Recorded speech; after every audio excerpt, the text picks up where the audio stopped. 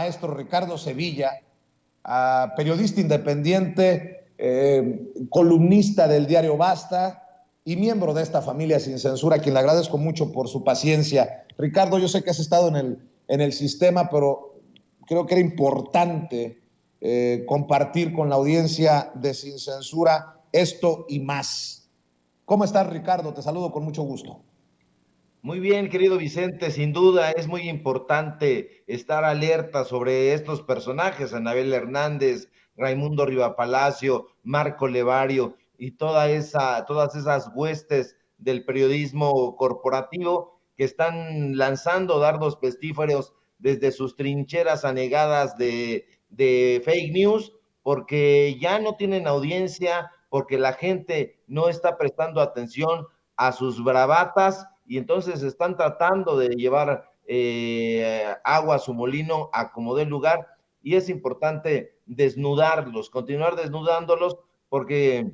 lo hemos dicho en varias ocasiones, desafortunadamente todavía hay una buena parte de la población que no se está informando en medios de comunicación independientes, todavía están secuestrados por la caja idiota, como le llamaban en algún momento a la televisión, ahora ya pantallas digitales, pero hay gente que todavía está secuestrada por esta información tergiversada, una información pagada por los verdaderos dueños de los medios de comunicación, que no son Ciro, que no son Loret, que no son Víctor Trujillo, sino que son otros personajes que ya hemos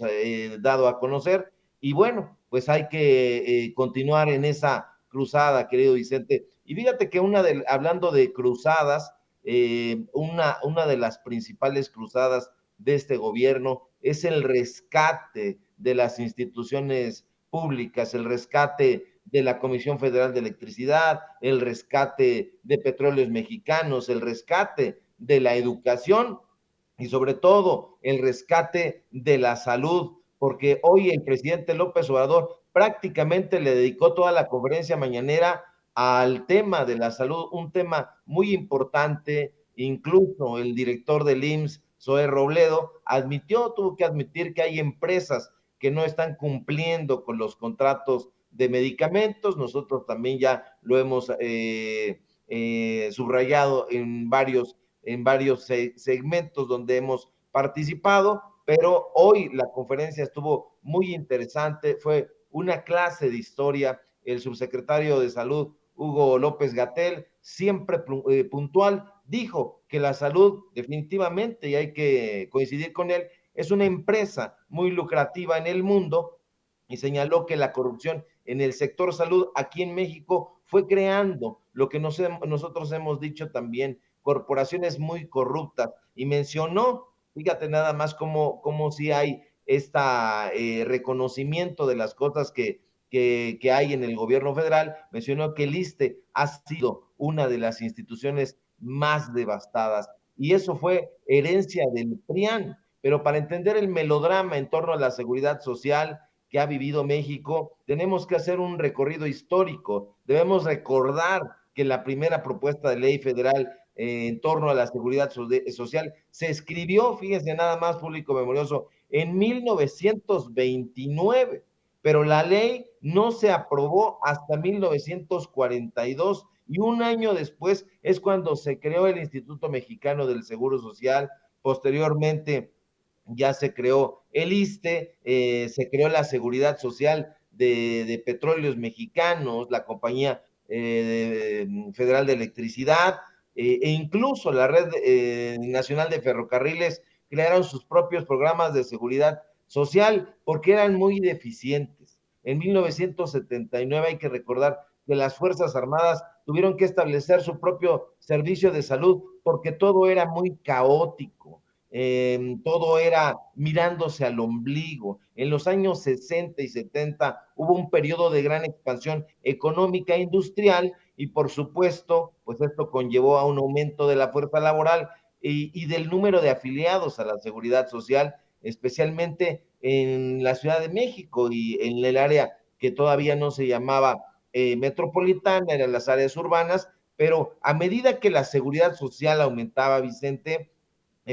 los servicios de seguridad social, sobre todo en las áreas rurales, se fueron deteriorando y así siguen, bien deteriorados. En 1974, Luis Echeverría, que fue prácticamente el único gesto más o menos positivo que tuvo durante su sexenio este criminal, pues a través del programa de coordinación general del Plan Nacional de Zonas Deprimidas, el famoso COPLAMAR, logró ampliar la cobertura de servicios de salud para los residentes del área rural y ordenó crear el programa IMSS-COPLAMAR, ese IMSS que luego se llamó IMSS Solidaridad, que más tarde se llamó IMSS Oportunidades, que fue un programa financiado por el gobierno federal, pero administrado por el Instituto Mexicano del Seguro Social, pero que tuvo que contribuir con infraestructura y recursos humanos. Y ese es el meollo del asunto, Vicente, público memorioso, que los estados no se han querido ocupar de la seguridad social de la gente que habita en esas entidades. No han querido, le han dejado el paquete a la federación desde épocas de Luis Echeverría, de López Portillo, de su palafrenero predilecto Miguel de la Madrid, que tú recordarás en algún momento, pues bueno, fue un sujeto bastante gris, era el secretario de Planificación y Presupuesto, pues fue el que coordinó los servicios de salud de la Presidencia de la República y se estableció ese anhelo de supuestamente descentralizar la implementación de los programas y de las políticas de salud, pero que no hizo jamás. ¿Por qué? Porque no supo hacer política el tío de Ricardo Rafael de la Madrid, no la supo hacer, tan no la supo hacer que no logró descentralizar los servicios de seguridad social, los servicios de salud, se encontró con la resistencia de los diferentes sindicatos que impidieron la transferencia de los trabajadores a los estados. Entonces, eso es algo sobre lo que se tiene que reflexionar, porque la seguridad social desde esas épocas y hasta hoy continúa en esa práctica viciada de seguir contratando personal utilizando fondos estatales. Entonces, no les pagan lo mismo y es algo que se tiene que analizar, insisto, a fondo, porque proviene de la dejadez de los gobernantes estatales, de los gobiernos municipales, que no se han querido adherir prácticamente jamás al esquema de seguridad social, al esquema de salud de la federación. Entonces, este tipo de afectaciones son las que continúan hasta este momento. La política de Carlos Salinas de Gortari fue devastadora prácticamente porque la propuesta salinista ni siquiera incluyó a los gobiernos estatales ni municipales en el famoso PRONASOL, que era el programa de solidaridad. Entonces tuvo que hacer esta serie de programas que supuestamente eran un programa donde se descentralizaban la seguridad social, pero que no se llevó a cabo porque se manejó el dinero con mucha discrecionalidad. Eran presupuestos millonarios, se manejaron aproximadamente 2.200 millones de dólares en aquella época. Estamos hablando de la década de los 90 del siglo pasado, que era en ese momento un presupuesto altísimo, mucho mayor a muchas secretarías federales y pues bueno, el gobierno salinista daba agilidad, daba facilidad para que se llevaran a cabo los desembolsos de una manera pues bastante sencilla y eso posibilitó que todo el mundo se enriqueciera dentro del priato, pero que la seguridad social no llegara como sigue sin llegar en la actualidad a los municipios, a las regidurías. Entonces, ese es el problema que está enfrentando el gobierno de López Obrador. Hugo López Gatell hace un buen recorrido, habla de los diferentes secretarios de salud, de los distintos sexenios, pero le faltó hacer referencia a uno de los más pillos, a uno de los más truculentos, que fue Julio Frenk. Hay que recordar a Julio Frenk, porque fue un personaje que colaboró estrechamente con Vicente Fox, pero también colaboró con Calderón y por supuesto con Enrique Peña Nieto, pero además fue un empleado del Banco Mundial, estuvo estrechamente ligado a la Fundación Mexicana para la Salud, a la famosa FunSalud, que estaba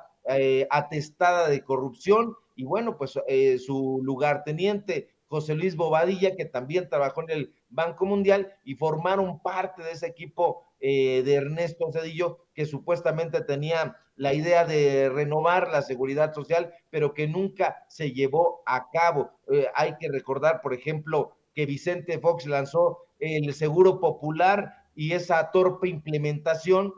se volvió hasta la fecha uno de los temas más controvertidos de la agenda foxista, y eso es lo que está pagando, porque el Seguro Popular, hay que decirlo, para mucha gente que ha asegurado que sí fue un buen programa, no, en realidad nunca fue un proveedor de servicios. El IMSS y el ISSSTE tuvieron que entrarle a la batalla, sobre todo el Instituto Mexicano del Seguro Social, porque la afiliación al Seguro Popular era una cosa, pero la atención médica, la atención quirúrgica, farmacéutica, hospitalaria, tenía que recaer en las 32 entidades federativas, pero no, siempre han alegado que no tienen infraestructura, que no tienen suministro, que no tienen recursos humanos disponibles. Entonces, ese es el melodrama, querido Vicente, público memorioso, que la federación está otra vez, como siempre históricamente, tratando de salvar a los estados que han tenido esa dejadez, y que eso ha propiciado que en los estados de la República Mexicana el sistema de salud sea completamente decadente, pero ahí vemos al gobierno del presidente López Obrador luchando por este sector sin duda vital para México. Ahí vemos a Zoé Robledo Aburto haciendo lo propio también,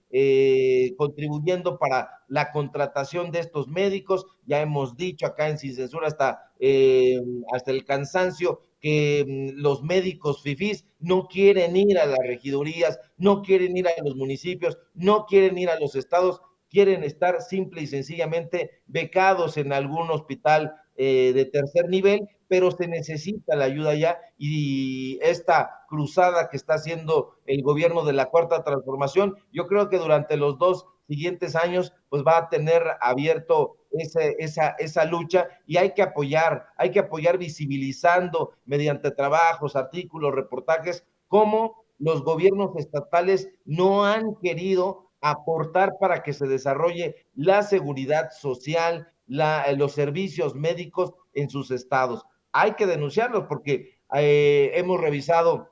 los textos de la Auditoría Superior de la Federación, y muchos estados le están invirtiendo muy poco dinero a los servicios médicos, a los servicios de salud en sus estados. Entonces, vamos a seguir en esta indagatoria, Vicente, público memorioso, porque es de vital importancia, insisto.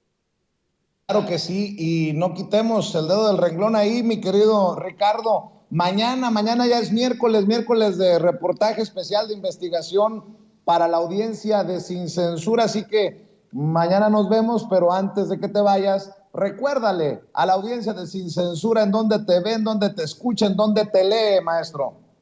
Claro que sí, querido Vicente, mañana nos encontramos aquí, estamos preparando algo muy revelador.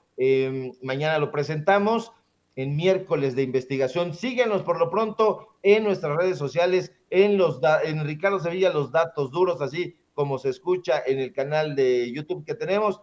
informativo hoy en punto de las 8:30. Síganme en mis redes sociales, @Sevilla Crítico en Twitter, Ricardo Sevilla en Facebook, así nada más, en el diario Basta, donde tenemos una columna todos los días, y por supuesto aquí en La Familia Sin Censura, donde estamos participando al filo de las 11 de la mañana. Te mando un fuerte abrazo, querido Vicente, y nos encontramos mañana aquí en la investigación especial. Claro que sí, te mando un abrazo, Ricardo Sevilla, hablando con nosotros sin censura.